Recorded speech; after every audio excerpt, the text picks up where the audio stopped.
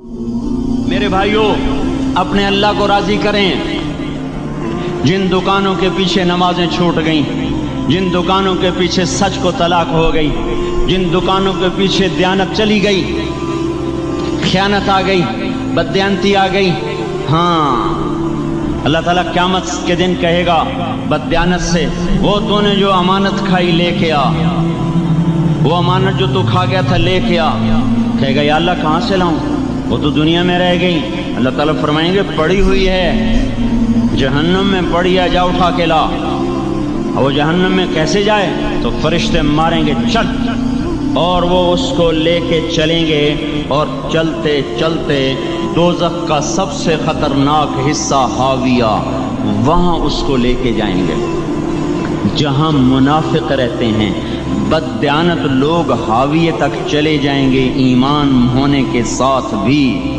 امانت کو کھانے والے لوگ حاویہ میں چلے جائیں گے، جو منافقین کی آگ ہے اس میں۔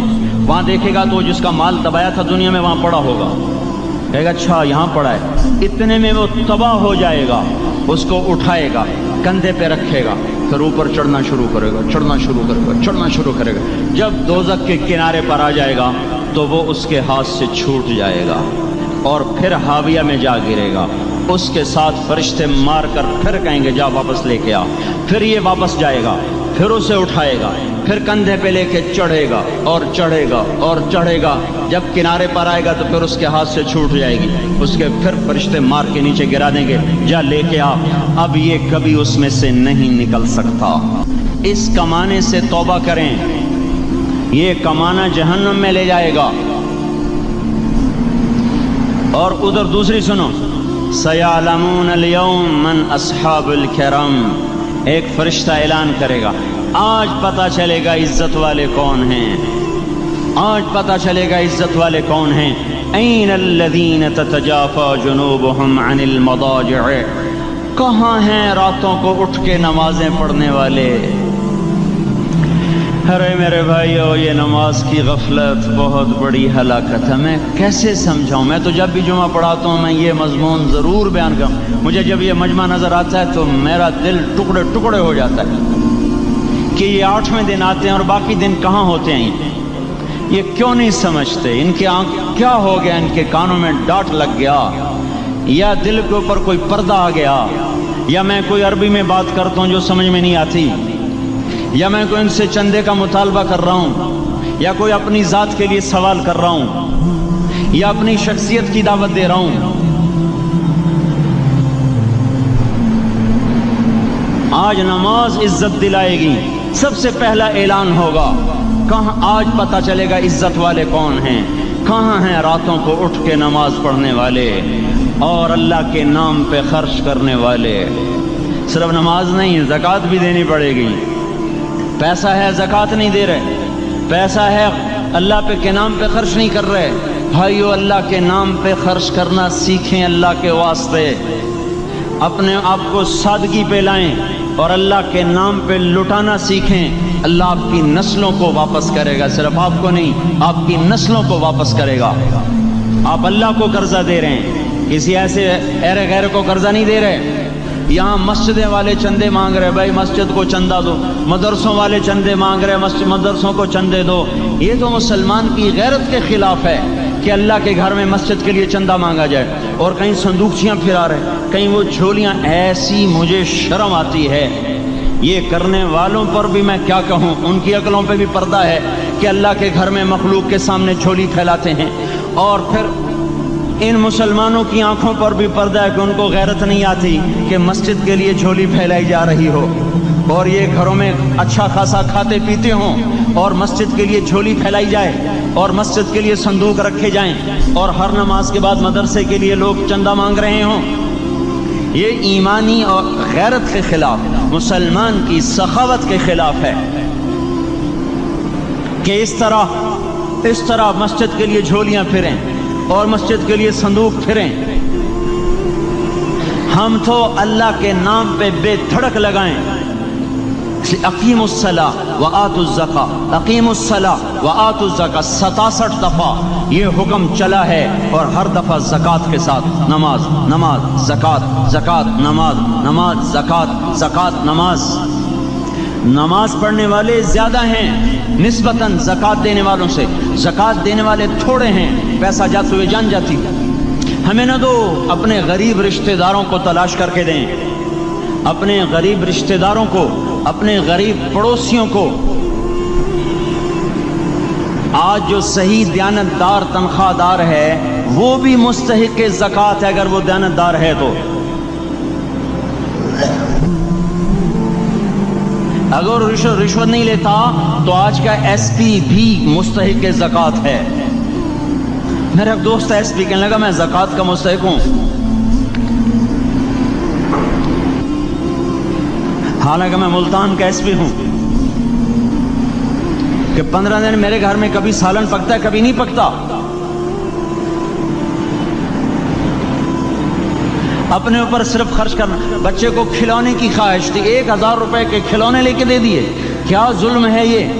1000 روپے کے کھلونے بچے کو لے کے دے دیے، کیا اللہ نہیں پوچھے گا کہ اس 1000 سے کسی غریب کے گھر کا دیا جل سکتا تھا، اور کسی کے غریب کا ایک ہفتہ گزر سکتا تھا، تیرے کسی مسکین رشتہ دار کے گھر میں بھی کچھ سالن پک سکتا تھا۔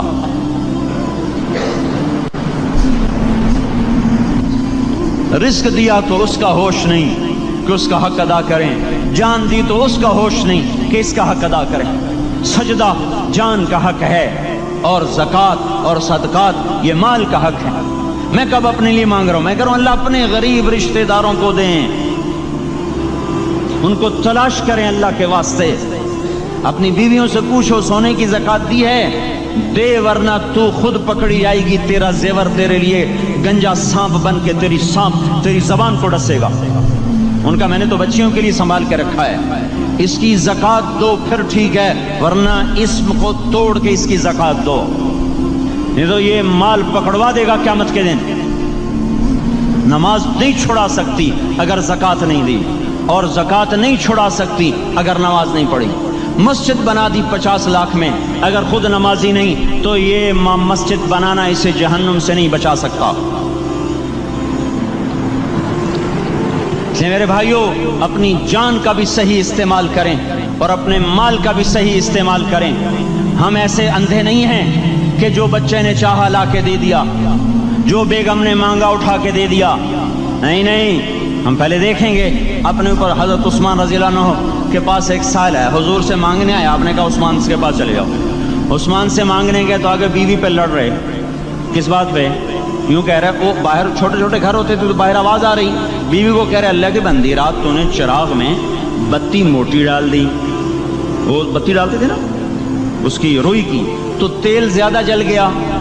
تو یہ کہنے لگے یہ کس کنجوس کے پاس بھیج دیا؟ جو بیوی پہ لڑ رہا ہو کہ تو نے بتی موٹی ڈالی ہے تو یہ مجھے کیا دے دوں، یہ دمڑی بھی نہیں دے گا۔ جب ان کو باہر بلایا اور خیرات مانگی کہ وہاں سے آیا ہوں، تو انہوں نے اندر گیا، ایک تھیلی اٹھائی، نہ پوچھا کہ کتنے چاہیے، نہ پوچھا کہ کون، 3000 درہم اٹھا کے دے دیے۔ وہ حیران ہو کے کہنے لگا یار ایک بات تو بتاؤ۔ کہا کیا؟ کہا یہ مجھے تو نے اتنے دے دیے کہ میری اگلی نسل کو بھی کافی ہیں، اور خود بیوی پہ تو لڑ رہا تھا کہ بتی موٹی کیوں کر دی؟ کہنے لگے وہ اپنی ذات پہ خرچ تھا، وہ پھونک پھونک کے کرنا ہے، یہ اللہ کو دے رہا ہوں جتنا مرضی دے دوں، یہ تجھے تھوڑا دے، اللہ کو دے رہا ہوں۔ تو اپنی جان کو بھی لگائیں اللہ پر، اور اپنے مال کو بھی لگائیں اللہ پر۔ اور میرے بھائیوں، اپنی کمائیوں کو حلال پہ لائیں، اور بیویوں کو سمجھا دیں کہ ہم تمہاری خاطر دوزخ میں نہیں جا سکتے۔ یہ ہم اس پر توبہ کریں، اس پر توبہ کریں، اور یہ آبادی ہر وقت ہونی چاہیے مسجد کی۔ چلو کوئی جو جہاں سے بھی آیا ہے مسجد کے عادی بنو میرے بھائیوں۔ ہماری جماعت گئی تھی اردن میں 1991 میں، تو ہم اسرائیل کے بارڈر پر چلے۔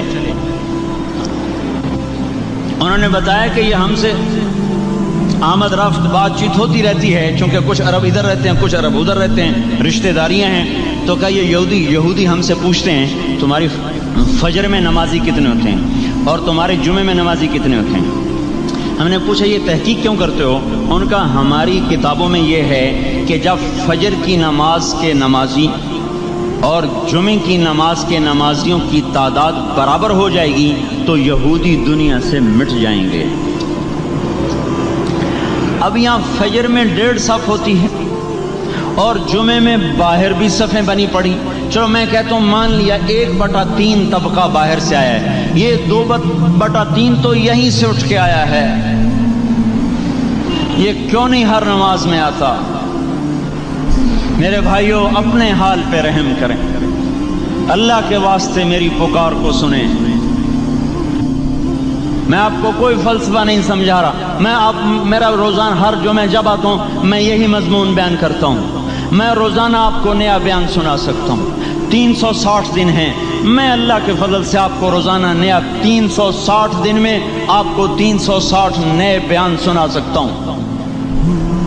لیکن میں یہاں بیان کرنے نہیں بیٹھتا، اپنا دکھڑا میں روتا ہوں کہ پوری گلستان کالونی جہنم کی طرف جائے اور میں ان کا پڑوسی ہوں اور میں انہیں جہنم میں جاتا دیکھوں اور میری ہائے نہ نکلے تو میں ڈوب کے مر جاؤں۔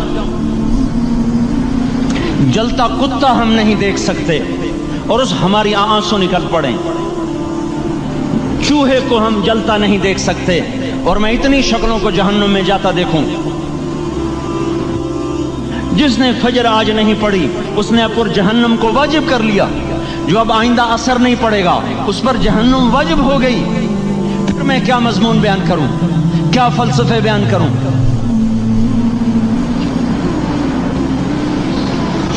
اس لیے میرے بھائیوں اپنی ذات پہ رحم کریں، اپنے بچوں پہ رحم کریں، اپنے گھر والوں پہ رحم کریں، مسجد کی دوڑ لگائیں، اپنے مال کو اللہ کے نام پہ خرچ فرمائیں تاکہ یہاں بھی جہان بنے اور وہ بھی جہان بنے۔ کیا زندگی ہے، چلتے چلتے سانس نکل جاتا ہے پھر یوں مٹ جاتے ہیں جیسے دنیا میں کبھی آئے نہ تھے۔ پوتے پوچھتے ہیں ابا دادا کی قبر کہاں ہے؟ ابا کہتے ہیں بیٹا یہیں کہیں مل گئی، پتہ نہیں کہاں ہے۔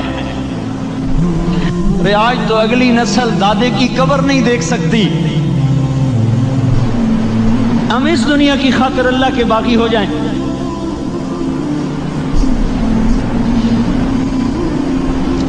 اس بے وفا جہان کی خاطر اللہ سے بغاوت کر جائیں جو ایسا مہربان، جو ایسا کریم۔ تو اس لیے میرے بھائیوں اللہ کے واسطے اللہ کی بارگاہ میں توبہ کریں اور اپنے اللہ کو راضی کریں۔ یہی میری فریاد ہے، یہی میری پکار ہے۔ میں بھی توبہ کرتا ہوں، آپ بھی اللہ کی بارگاہ میں توبہ کریں کہ کوئی کام اللہ کی منشا کے خلاف نہ ہو۔